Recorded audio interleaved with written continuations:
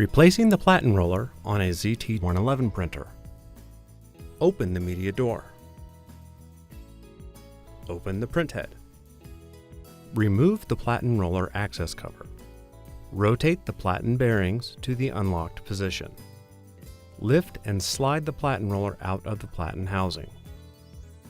With the Platen bearings in the unlocked position, set the new Platen roller into the Platen housing. Rotate the Platen bearings to the locked position. Install the Platen roller access cover.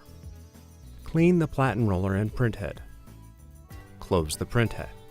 Close the media door.